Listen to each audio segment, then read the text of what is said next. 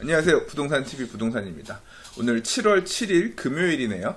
부동산 뉴스 읽어보도록 하겠습니다. 오늘은 생각보다 뉴스가 많습니다. 그래서 사실 많이 쳐내긴 했는데 읽어보도록 할게요. 전월세 전환율 반년째 6.4%, 월세 부담이 여전하다. 하락세를 이어오던 전월세 전환율이 반년째 6.4%에서 멈춰섰다. 그러니까 월세 부담이 높다라는 식으로 기사가 설명하고 있습니다. 그러니까 이 전월세 전환율이라는 게 예전에 제가 한번 뉴스에서 읽었던 기억이 나는데, 제가 부동산 처음 시작하면서 그러니까 부동산을 보면서 진짜 제일 이해가 안 갔던 부분이 매매가 대비 수익률이랑 전월세 전환율이랑 이게 참 이해가 안 가서 처음에 조금 힘들었었는데요. 전세가 5억짜리면 보증금을 1억을 걸었다. 그러면 1억 남는 4억에 대해서 이제 월세로 전환할 때 몇 퍼센트로 전환할 건지 이걸 나누는 게 이제 전월세 전환율이라 그랬잖아요. 근데 이게 물건 형태 또는 지역에 따라서 전환율이 다른데, 전체를 평균 냈더니 6.4%포인트다. 6.4%다. 이제 그 얘기인데요. 유형별로 보면 아파트가 4.6%, 연립 다세대가 6.6%, 단독주택이 8.2%인데, 아파트는 전월세 전환율이 낮고, 그 다음 단독주택은 전월세 전환율이 높아요. 거의 절반 수준이죠. 왜 그런지 아시나요? 이게 임대 가격 때문에 그렇습니다. 그러니까 아파트는 전세 가격이 높고요, 단독주택은 전세 가격이 낮아요. 우리가 흔히 막 넓은 마당이 있는 아주 저택 같은 이런 단독주택이 아니라, 대부분 우리가 이렇게 통계로 잡힌 우리가 주변에서 볼 수 있는 단독주택은 사실 열악한 80년대 한 90년대 초반, 80년대 정도에 지어진 이런 좀 오래된 주택들이 많다 보니까, 집도 이제 방 하나, 사월세라고 하는 방 하나 세를 준다든가, 아니면 이게 다가구 주택처럼 지어져 있는, 그래서 방 두 개 같은 집들이 두 칸 이렇게 있다든가, 이제 그런 식의 집들이 단독주택 통계에 들어가는 거죠. 그러니까 임대가가 낮은 주택일수록 이게 전월세 전환율이 높아요. 이게 임대료 자체가 전체적으로 낮으니까. 예를 들어 아파트 얼마 전에 수도권 통계 읽었던 게, 전세가 중간 정도 되는 게 3억 정도였고, 서울 같은 경우는 4억 한 1000 정도 된다 그렇게 말씀드렸는데, 단독주택으로 기준을 잡으면 이게 훨씬 내려가는 거죠. 임대가가 낮다 보니까 전월세 전환율 자체가 조금 높은 그런 성향을 보이고 있습니다. 자, 지역으로 보면 세종시가 최저고, 왜 세종시가 최저겠어요? 세종시는 거의 아파트밖에 없잖아요. 지금 만들어지는 택지지구니까, 그러니까 신도시니까, 행정복합도시. 그리고 이제 단독주택이나 이런 주거 환경이 열악한 데가 퍼센트 통계로 보면 이렇게 높을 수 있겠죠. 연립다세대는 서울이 제일 낮고, 지역으로 봐서는 서울의 임대가가 제일 높으니까 또 그렇겠죠. 그리고 이제 지방으로 갈수록 이제 최고치다. 대략 이 정도로 보면 될 것 같아요. 아파트도 그렇고 단독주택도 그렇고 서울이 아무튼 제일 낮아요. 서울 자체가. 그래서 이게 아파트 제가 예전에 금리 영향도 되게 있고, 전월세 전환율이 낮은 것 자체가 금리가 낮아서 이자 부담이 적으니까 확실히 전세 가격이 상대적으로 부풀어 오르는 경향도 있고, 월세 수익률이 전환율이 낮아도 임대 입장에서는 또 오히려 차라리 금리가 낮으니까 월세가 낮다라고 해서 이렇게 낮은 전환율을 받아들이고 있는데요. 기사에서는 월세 부담 여전하다, 높다라고 나왔죠. 과거에 전월세 전환율 10%씩 될 때 생각하는 거 보면, 아파트 같은 경우 지금 4.6%지만 아파트도 6%, 7, 8% 그랬었거든요. 그러니까 지금보다 거의 2배 정도 되고 그랬었는데, 그거에 비하면 많이 내려간 수치긴 한데, 기사에서는 월세 부담이 여전하다라고 하니까 이제 주거 비용, 주거 임대 비용의 부담에 대해서 좀 걱정하고 있는 뉘앙스다. 이제 그렇게 뉴스가 읽히네요. 전국 아파트값 상승세 주춤, 서울만 여전히 헐헐 이랬는데, 사실 지난 한 2, 3년 전으로 돌아가서 보면 서울 수도권의 부동산 가격이 과히 좋았다고 할 수는 없거든요. 오히려 이제 지방 같은 경우는, 저는 서울에 사니까 체감하지 못했지만 뜨거웠다라고도 하는데, 지금 오히려 지금 역전돼서 서울은 헐헐 날고, 수도권 지역들 같은 경우, 그러니까 그 지방 같은 경우는 별로 안 좋다. 그래서 한국감정원이 이제 지난주가 아니구나. 아파트 가격 동향을 발표를 했는데, 보면 지방은 한 0.02% 매 하락한 반면, 서울은 전주보다 상승폭이 확대됐대요. 부동산 대책이 나왔음에도 불구하고 이 대책이 지방에는 오히려 이제 참 신기하다 이거. 예, 지방은 오히려 그 영향이 받았는데 서울은 오히려 상승폭이 소폭 커졌다라고 얘기하고 있어요.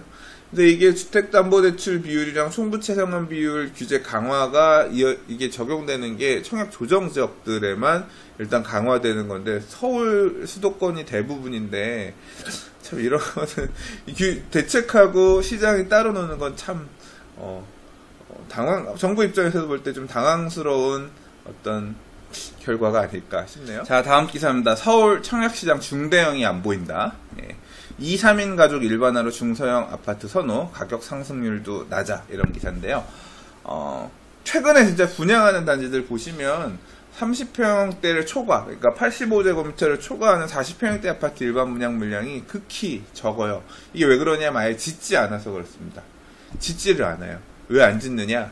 이게 아파트를 짓는 게 당장 뭐 오늘 내일 짓는 게 아니라 결정해서 짓는 게 아니라 사실 이제 사업 시행 계획 자체를 서울 안에서 이제 대부분 분양하는 아파트는 재개발 아니면 재건축이 일반적이거나 아니면 공공택지 뭐 이런 택지들 같은 경우는 아예 짓는 땅마다 이렇게 정해져 있는 면적들 택지를 판매할 때 여기 몇 평 지을 수 있는 땅이다 이런 식으로 정해놓고 팔거든요. 근데 그거 자체에 별로 없는 거죠. 근데 왜 이렇게 지금 그러면 사업계획 자체를 세울 때 중대형 평형을 안 짓게끔 하느냐? 수요가 없으니까 안 짓겠죠. 이게 과거 2009년, 10년 전후가 이제 그 기점인데요. 과거에는 중대형 평형에 대한 어떤 수요가 되게 높았습니다. 그래서 그 당시에 투자 패러다임 이런 식이었죠. 중대형 평형 공급 물량이 되게 필요하고 중대형 평형 아파트들은 부자들이 사는 집이고 부자들이 살아야 그 집이 비싸진다. 그래서 중대형 평형 아파트를 항상 좀 더 높게 가치 평가를 했었습니다. 그래서 막 중대형 평형 아파트가 많이 배치되게끔 옛날에 2003년도에는 그 당시에 이제 그 강남의 재건축 아파트 같은 경우는 소형주택 의마 비율이라 그래서 이제 재건축으로 아파트를 지을 때 85제곱미터 이하를 얼마 이상 지어야 된다 이렇게 그 당시 60%였을 거예요. 강제를 하니까 앞으로 강남권의 재건축 아파트를 통해서 중대형 아파트 공급이 되게 제한될 거기 때문에 기축이라도 사야 된다. 그래서 기존 막 중대형 아파트 가격이 올라가고 새로 짓고 있는 중대형 아파트 가격이 폭등하는 막 그런 상황도 벌어지기도 했었거든요. 그리고 제 기억으로는 이런 부분도 있어요. 제가 2007년, 8년 때 한 재개발 구역에 이제 물건을 사러 투자를 하기 위해서 이제 부동산 사장님한테 갔는데 사장님 여기 아직 지금 조합원 분양가 안 나왔잖아요. 20평형대 조합원 분양가, 30평형대, 40평형대 조합원 분양가 얼마 나올까요? 그랬더니 그 당시에 20평대는 한 평당 1,000만 원, 한 2억 4천, 5천 보시면 되고요. 34평은 평당 한 1,200 정도. 그래서 한 1,200 보면 한 4억 정도 보면 된다 그랬고. 그다음에 40평형대 같은 경우 한 1,400, 1,500 이 정도 봐야 된다 막 이런 식으로 설명하고 그랬어요. 그러니까 20평형대는 1,000인데 30평대는 막 1,400 이렇게 나올 거라고. 그 당시에 그러니까 2007, 8년도 이때까지만 하더라도 20평형대 아파트는 사실 별로 투자 가치가 상대적으로 적다. 오피스텔 이런 거 별로 오피스텔에 대한 관심 이런 것도 소형 같은 경우는 별로 좋지 않다 막 이런 인식들이 있었고 오히려 부동산 투자는 중대형 평을 사야 된다. 이제 이런 인식이 그 당시에 많았습니다. 그게 이제 꺾이기 시작한 게 2009년, 10년, 거의 10년부터였던 것 같아요.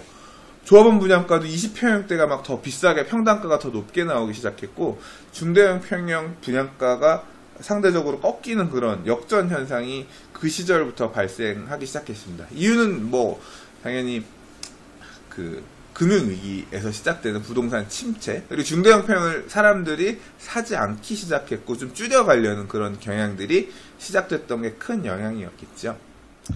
그래서 재개발 사업이 지금 여러분들이 지금 보고 계시는 아파트들 이런 데들이요 거의 재개발 사업 추진을 2002년에서 한 2006년 7년 사이에 했던 데들이 지금 막 이제 분양하거나 했던 단지들이 많습니다. 그러니까 몇 년 전에 시작해서 재개발한 데들이 지금 온 게 아니라 과거에 하던 데들이 이렇게 온 게 많아요.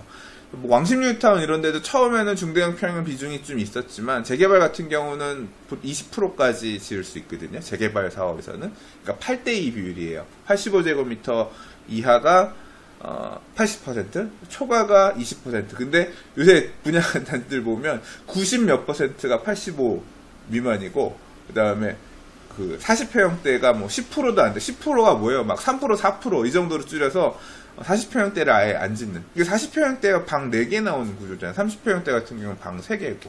그래서 이게 이런 식으로 방이 4개가 아니라 3개 있는 집들만 지금 계속 짓고 있는 거예요. 이렇게 짓고 있는 이유가 결국은 금융위기에서 시작하는 어떤 그 중대형 평형에 대한 선호도가 확 꺾여버린 수요층의 어떤 입장을 되게 대변하니까, 근데 그것 때문에 어차피 그런 부분을 고려해서 조합들 또 사업 시행자들이 지금 중소형 평형으로 사업 계획을 계속 변경하고 있고, 이 변경한 방향대로 분양을 하다 보니까 중대형 평형 공급 물량이 없는 거죠. 그러면 지금 중대형을 이렇게 안 지으니까 지금 중대형을 지어야 될 때입니다 라고 얘기하시는 분들도 있고, 혹 이제 커뮤니티나 이런 데서 보면 지금이 중대형 평형 투자해야 될 때입니다, 이제 이런 분들이 계시거든요. 근데 그거를 진짜 자신할 수 없는 이유가 뭐냐면 이거예요. 최근에 분양하는 단지들 청약 경쟁률을 보면 중대형이 이렇게 공급이 없으니까 그럼 중대형 평형의 경쟁률이 높거나 이렇게 시장 수요가 받쳐지는 모습이 보여줘야 되는데 그렇지가 않은 게 문제예요. 지금 엊그저께 뭐 고덕 센트럴 아이파크 이런데 또 보면 20평대가 막 경쟁률 100대1 나오잖아요. 중대형 평형 같은 경우는 상대적으로 훨씬 낮은 경쟁률 나오죠. 그래서 보면 20평대보다 30평대 청약 경쟁률이 낮고, 그거보다 또 40평대 청약 경쟁률이 더 낮고, 시장에서 수요 자체는 여전히 소형을 지금 원하고 있는 게 청약 경쟁률이라든가 이런 데서 느껴지는 거죠. 가격 상승률 이런 거에서도 보이고.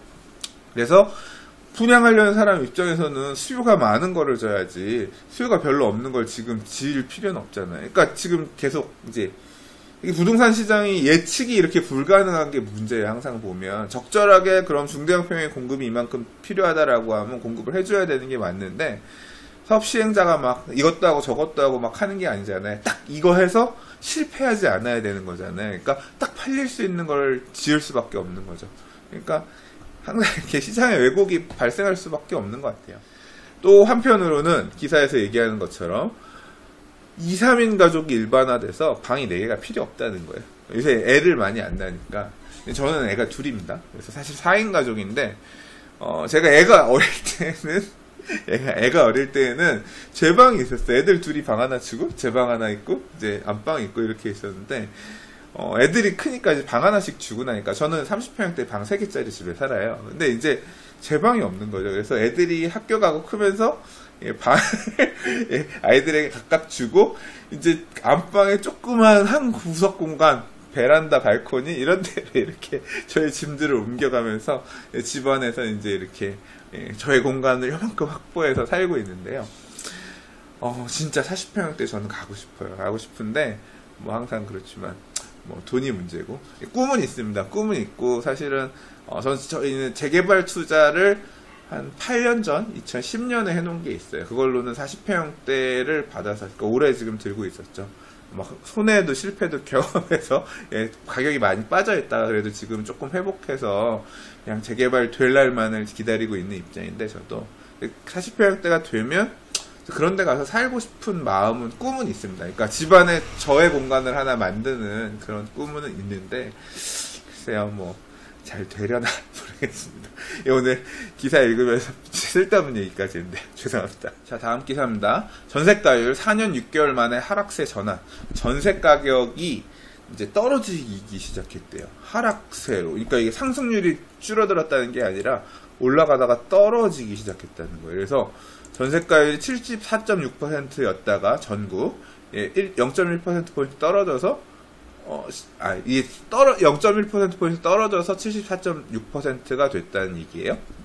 이게 무려 54개월 만에 하락으로 전환됐다는 건데요.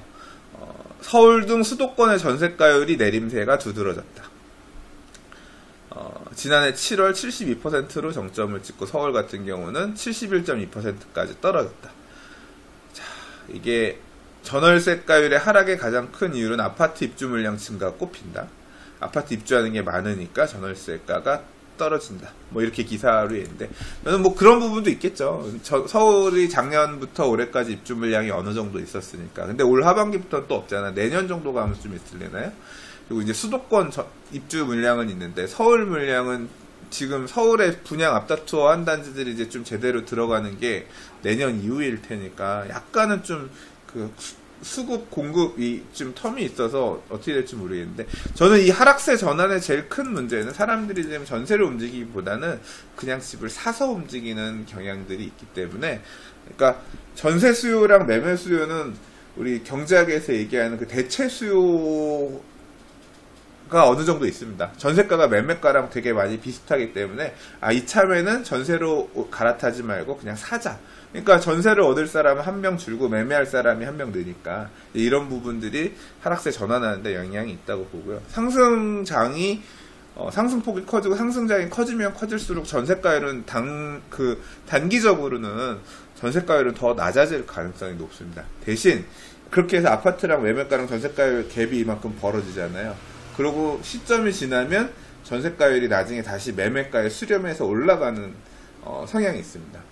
그렇게 되면서 이제 전세가 다시 오른다 얘기가 나오면 이제 그때는 이제 분명히 정부에서 뭐 전세가가 지금 다시 오르는 게 이게 문제다라고 해서 계약갱신 청구권, 예, 그다음에 뭐 상한제, 뭐 전월세 상한제 이런 부분에 대해서 되게 강도 높은 입법 의견들이, 여론들이 나오지 않겠냐. 개인적으로 그런 생각이 좀 듭니다. 제가 어제 뉴스 읽어드린 내용 중에서 재개발 재건축 사업에 기부 체납할 때 작년 1월에 도시정비법이 개정이 되면서 이 기부 체납을 현금으로 할 수 있는 방법이 생기긴 했는데, 구체적으로 서울시에서 현금으로 어떻게 받겠다, 어디까지는 받겠다 이런 가이드가 없어서 조합들이 현금 기부 체납을 하고 싶어도 못하고 있는 상황이었는데, 이제 그게 나왔다. 그리고 이제 그 현금 기부 체납을 협의하고 있는 조합들이 있다. 근데 그 정도까지만 제가 어제 기사를 읽었는데 보니까 이촌동 한강맨션, 그 다음에 이촌동에 있는 삼익 아파트, 한강변에 있는 남아있는 3개의 재건축할 단지들이 남았거든요. 이촌동에 한강맨션, 삼익 아파트, 그 다음 왕곡맨션 이렇게 3개가 있는데 그 2개가 지금 현금 기부 체납을 하고 있다 그래요. 그래서 저는 어제 이제 제가 정확하게 잘 모르겠는 게, 기부 체납을 하면 그러면 도로나 공공시설을 기부 체납하지 않고 현금으로 기부하면 그 땅은 택지로 만들어서 아파트를 지을 수 있는 건가, 저는 그게 궁금했는데 이 기사를 보면 그런 뉘앙스로 읽힙니다. 그 기사 자체가. 그래서 한강맨션 같은 경우는 전체 용지의 10%를 공원, 도로, 주민센터 현물로 기부 체납하고 나머지 4.1%에 대해서는 용지를 현금으로 기부 체납한다. 기사의 내용, 이런 내용을 보면 이제 현금으로 기부 체납해서 확보하게 되는 조합의 토지는 거기에다 이제 아파트를 지으면서 사업성을 개선할 수 있다. 이제 그런 내용들이 조금 있어요.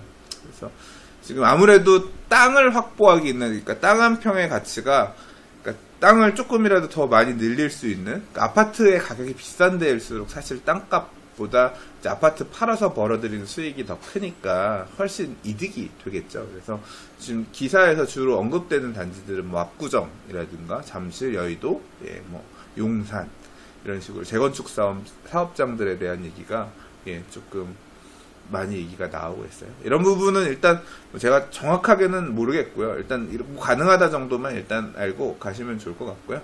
나중에 좀 더 구체적인 내용들 나오면 또 다시 한번 기회가 되면 읽어보겠습니다. 오피스텔은 집이야 아니야? 법도 통계도 흔들. 애매한 정체성, 준주택 분류, 규제 사각지대에서 과열만 양산. 뭐 이런 얘기인데요. 오피스텔 문제는 부동산 시장이 뜨거워지면 항상 나옵니다. 그러니까 땅 갖고 있는 사람, 사업 시행자들이 이때다 하고서 분양들을 항상 공급을 하면서 규제라기보단 이슈화해서 비싸게 잘 팔아 먹어야 되니까 항상 이 부동산 아파트 가격들이 막 좀 들썩들썩하면 이제 아파트를 대체할 수 있는 주택처럼 이렇게 사업 계획을 세워가지고 아파텔, 지금 아마 아파텔이라는 표현은 법적으로 못 쓸 거예요. 오피스텔, 주거용 오피스텔 이런 식으로 해서 이제 많이. 그래서 오피스텔이라고 하는 게 주택이랑 똑같은 규제를 받지는 않으니까 청약했다가 어제 얘기한 것처럼 당첨되면 프리미엄 받고 팔고, 안 팔면 뭐 계약 안 치고 청약 통장 필요 없이 청약할 수 있고, 그래서 과열의 한복판에 만들어지는 거기도 하죠. 과거에 이런 경우도 있었습니다. 지금은 이제 되는데, 지금도 정확하게 잘 모르겠어요. 왜냐면 오피스텔 관련된 규정은 맨날 바뀌어요. 그러니까 완전 누더기야, 누더기. 어느 정도냐면, 제가 송도 퍼스트 그러니까 송도 퍼스트월드, 그러니까 송도 첫 분양할 때 여기 오피스텔이 바닥 난방이 안 됐어요. 그 시절에는. 그러니까 지금 이 내용이랑 똑같습니다. 그러니까 오피스텔이 아파트가 청약이 안 되고 아파트를 분양받을 수 있는 방법이 없으니까 오피스텔이 대체할 수 있는 대체 수단으로 변질돼서 아파트를 집처럼 사용하게끔 하는 분양들이 계속 나오니까 그걸 막기 위해서 오피스텔로 분양할 때는 바닥 난방을 못 하게끔 했어요. 송도 같은 경우는 아파트 그 당시에 분양할 때 바닥 난방 못 하게끔 해서 분양을 했거든요. 그래도 프리미엄이 난리가 났어요. 그 당시에. 그러면 바닥 난방 안 되면 어떻게 해요? 뭐 전기 판넬을 깔아서 하면 된다, 뭐 이런 식으로 해가면서 그래도 했었죠. 그러다가 이제 부동산 시장이 꺼지고 나니까 다시 이제 난방 가능하게끔 해주고 이제 바뀌었고요. 그 다음에 한편으로 또 뭐가 있냐면 소형주택 공급이 되게 불안하다. 그러니까 2009년, 10년 넘어가면서 소형주택 공급이 되게 없다, 서울 안에. 그래서 이 소형주택 공급을 해야 된다. 그래서 준주택 개념이 들어가요. 뭐 그래서 단오오기, 다중주택, 노인복지시설, 오피스텔, 기숙사. 단오오기 맞아요. 얘네가 준주택으로 아마 분류가 될 거예요. 근데 이런 애들도 주택으로 봐서 주택의 혜택을 볼 수 있는, 그래서 이 오피스텔이 지금 주택임대사업자 등록 가능합니다. 사업하면. 이런 식으로 준주택으로 해가지고 주택인 듯 아닌 듯 막 사업이 이렇게 그러니까 사실 근데 또 손해보는 것도 많이 있어요. 오피스텔 같은 경우는 취득세가 주택으로 또 그 취득세 볼 때는 주택으로 안 보기 때문에 4.6% 감면이 없거든요. 그러니까 또 피해를 입는 경우는 또 많아요. 양도세 계산할 때도 그렇고. 그래서 근데 이제 그 문제에 대해서 또 문제가 있다 제기를 한 겁니다. 근데 또 문제가 이렇게 나오면 항상 또 그러니까 오피스텔은 거의 계륵 같은 존재예요. 시장 상황에 따라서 나쁜 놈도 냈다가 또 이걸 공급해야 되는 사람들, 공급해야 되는 물건도 냈다가 항상 이렇게 바뀌더라고요. 뭐 얘기 있지 뭐 바뀔래 같이 한번 읽어봤습니다. 제가 어저께 읽은 기사 중에 일부 지역에 뭐 특정 건설회사 부영 아파트였죠. 거기가 뭐 임대료를 정률로 이렇게 무조건 올리게끔 이렇게 하는 바람에 임대료가 이렇게 사후에 신고만 올렸다, 5% 올렸다, 법에서 정한 상한선을 올렸다라고 사후에 신고만 하게끔 이렇게 돼 있는 것 때문에 너무 과도하게 올린다. 이거에 대해 사전 신고 방식으로 바꾸겠다. 이제 그 문제가 나오면서 제가 이제 그 임대주택 관련해서 좀 찾아본다고 말씀을 드렸는데요. 그래서 지금 뭐 이 기사는 또 같은 기사예요. 어제 기사니까. 그래서 사전 신고제 카드 꺼내나 국토부 민간임대주택 특별법 개정 방침 입장 밝혀냈다 그래서 제가 어제 법을 찾아봤습니다. 이게 민간임대주택에 관한 특별법 법이 있고 이거는 이제 밑에 세부적인 내용을 다루고 있는 시행령인데요. 시행령 제42조부터 이제 보면 민간임대주택의 공급, 임대차 및 계약, 임대차 계약 및 관리 이런 부분에서 이제 그게 나오는데 법을 먼저 한번 좀 볼게요. 민간임대주택에 관한 특별법, 법 정의에서 보시면 이제 이 임대주택에서 다루고 있는 사업자에 대한 얘기가 있는데요. 민간임대주택이란 임대사업자가 매매 등으로 소유권을 취득하여 임대한 민간임대주택을 말한다. 그리고 뭐가 있냐면 기업형, 준공공, 단기임대주택이 세 가지가 있어요. 그래서 기업형 임대주택이란 기업형 임대사업자가 8년 이상 임대할 목적으로 취득하여 임대한 민간임대주택을 말하고, 준공공 임대주택이란 일반형 임대사업자, 그러니까 기업이 아닌 거예요. 사업자가 8년 이상 임대할 목적으로 취득하여 임대한 임대주택을 말하는 거고요. 마지막으로 단기 임대주택이란 일반형 임대사업자가 8년이 아니라 4년 이상 임대할 목적으로 취득하여 임대하는 민간 임대주택을 말한다. 이렇게 세 가지예요. 그래서 지금 이 기업형이라고 하는 거는 8년 이상 임대할 목적으로 100호 이상인 거고, 일반형 임대사업자라는 경우는 기업형이 아니라 그랬으니까 100호 이상이 아니면서 1호 이상 하면 이제 일반형이 되는 거예요.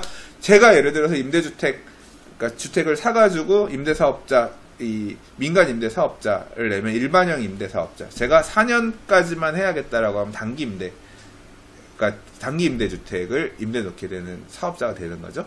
딱 이렇게만 정해져 있습니다. 여기 이제 시행령의 42조부터를 보면 임대주택 공급, 임대차 계약 관리에 대해서 얘기를 하고 있는데요. 이게 이 사업자의 형태에 대해서 뭐 의무 기간이라든가 양도가 다르지 않습니다. 43조에 그 내용이 나와 있는데요. 보면 그냥 임대사업자라고 하고 있어요. 그래서 정해져 있는 의무 임대 기간 동안 임대해야 되고 기간이 지나지 않으면 양도할 수 없다 그랬고요.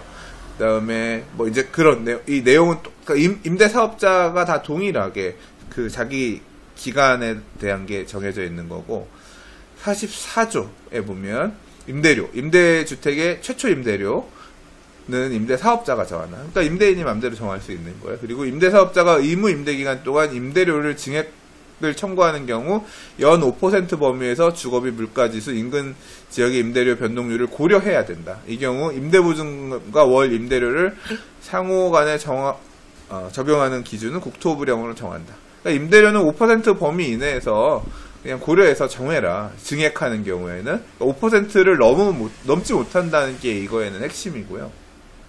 자, 그리고 46조에 보면 이렇게 임대 계약한 내용을 신고해야 하도록 하고 있어요. 그래서 임대사업자는 임대차 기간, 임대료, 임차인 등 대통령령으로 정하는 임대차 계약에 관한 사항을 시장, 군수, 구청장에게 신고해야 된다. 신고한 내용을 변경한 경우에도 신고를 해야 된다라고 하고 있고요. 제가 읽다 보니까 시행령을 읽은 게 아니라 법을 읽고 있었습니다. 죄송해요. 그래서 이제 신고에 관한 절차 등은 대통령령, 이제 시행령으로 정한다고 하고 있는데요. 이 령을 살펴보면 이래요. 뭐 지금 신고해야 돼, 임대차 계약을 신고해야 되는 내용 36조에 나와 있는데, 지금 보면 뭐 임대차 기간, 임대료, 그 다음에 뭐 대출 받은 금액이 있으면 그것도 신고해야 되고, 임차인 현황도 신고를 해야 되고, 임대차 계약의 체결일로부터 3개월 이내에 표준 임대차 계약서, 그러니까 신고한 임대차 계약서가 따로 정해져 있어요. 이걸 첨부해서 민간 임대주택의 소재지를 관할하는 시장, 군수, 구청장 또는 임대사업자의 주소지를 관할하는 시장, 군수, 구청장에게 제출해야 된다. 이렇게 3개월 이내에, 그러니까 계약 체결일로부터 3개월 이내에 신고만 하면 되게끔 이렇게 해놓은 거예요. 그래서 이제 앞에서 제가 의문이 들었던, 이게 지금 기업 임대사업자에게만 적용되는 내용인가? 지금 일단 법이랑 시행령을 보면 민간 임대사업자 중에서도 기업이냐 일반형이냐 뭐 이거에 따라서 지금 차등이 있지 않아요. 그래서 지금 내용은 뭐냐면 좀 전에 3개월 이내에 신고해야 된다라는 내용 자체를 사전에 하게끔 이제 바꾼다 그랬잖아요. 기사에서 보시면 사전 신고제를 한다 그랬잖아요. 임대료 변동이나 이런 게 있으면 먼저 사전 신고하라는 식으로 바꾼다고 하니까 일반 임대사업자도, 그러니까 기업형이 아닌 사업자도 이 내용에 걸리게 된다면 임대료 조정하고 이런 부분에 있어서 구청이 개입할 수 있는 여지가 있기 때문에 되게 까다로워지는 거죠. 그러면 또 반대로 그렇지 않겠어요? 주택임대사업자 사람들이 등록 안 하려고 하지 않겠어요? 그래서 지금 추진하고 있는 주택임대사업자를 되게 늘려나가려고 하는 이런 취지와 한편으로는 이 되게 엇박이 나는 그런 정책 방향인 거죠. 그래서 만약 이제 이건 이렇게 개정하면서 기업형만 뭐 적용되게 하겠다, 뭐 그렇게 방향을 바꿔서 세우면 또 이제 다른 그냥 일반인들은 그냥 뭐 사후 신고를 하고 기업형은 사전 신고를 해라. 기업형은 아무래도 물량이 많고 하니까 영향이 크니까 뭐 이런 식으로 구분해서 할지도 모르지만 이런 것만 보면 좀 방향이 되게 엇박으로, 그럼 그래서 임대사업자를 하란 얘기야 말란 얘기야? 임대인 입장에서 되게 좀 까다로울 수 있는 거죠. 5% 이하로 상승률을 낮추기 위해서 정한 건데, 그 5%도 못 올리게 한다는 거는 또 일부, 그러니까 뭐 시장 상황에 따라서 사실 임대료는 정해지는 거지만, 임차인 입장에서는 그러니까 임대인 입장에서는 단순히 이런 규제 자체가 되게 버거워서 그럼 안 할래 뭐 이런 식으로 만약에 가면 결국 민간 임대주택 공급이 충분히 만들어지지 않으면 그거로 인해서 더 힘들어질 거는 정책을 만드는 사람들일 테니까요. 조금 신중하게 잘 접근했으면 좋겠습니다. 오늘 진짜 기사 많이 길게 읽네요. 빨리 끝날 줄 알았는데. 지금 이 국가정보 포털 관련된 기사예요. 그래서 뭐 제가 이게 지금 국가정보 포털, 국가공간정보 포털, 이거 생긴다고 지난달에 기사 읽었었는데 사실 만들어지고 나서 한 번도 안 갔거든요. 그래서 오늘 좀 보려고, 요거는 나중에 사용하는 거나 이런 거 별도 영상 한번 찍어 볼게요. 이 네이버에서 국가정보 포털 검색하시면 이렇게 nsdi.go.kr 나옵니다. 이거 딱 누르시면 요런 게 뜹니다. 그래서 눌러보면 국가정보 포털, 그래서 뭐 3D, 그냥 쉽게 얘기해서 3D 지도 보여주는 게 이제 제일 간판이라고 보면 될 것 같은데, 그거 말고도 이제 지도도 주제에 따른 지도들 이런 것도 볼 수 있게끔 되게 잘 만든 것 같아요. 그래서 오늘 사실 간략히 살펴보려고 그랬는데 시간도 없고요. 3D 지도 하면 이렇게 딱 3D 지도의 서비스를 이용하려면 V월드 플러그인이 필요합니다. 그래서 이거 설치하라고 해서 아까 설치했거든요. 근데 설치하고 새로 고침하라 그랬는데 이 플러그인 안 된다고. 지금 제 PC 상황에서는 안 돼요. 그래서 나중에 이건 설치될 수 있는 브라우저나 이런 걸로 좀 해보고 별도의 클립에서 다시 소개해 보도록 할게요. 자, 이번 한 주도 참 여러 가지 다양한 뉴스들 읽어봤습니다. 어떻게 좀 도움되는 내용들 많이 있으셨나요? 뭐 매일매일 이렇게 뉴스 읽으면서 저도 똑똑해지는 것 같고, 함께 이런 정보, 지식을 나눌 수 있어서 좀 좋은 것 같습니다. 자, 오늘도 봐주셔서 들어주셔서 감사하고요. 뭐 유익하셨다면 구독하기 아직 안 하셨으면 구독하기도 눌러주시고 좋아요도 눌러주시면 감사하겠습니다. 네, 다음 주에 또 다른 뉴스, 다른 정보로 인사드리도록 할게요. 감사합니다. 부동산이었습니다.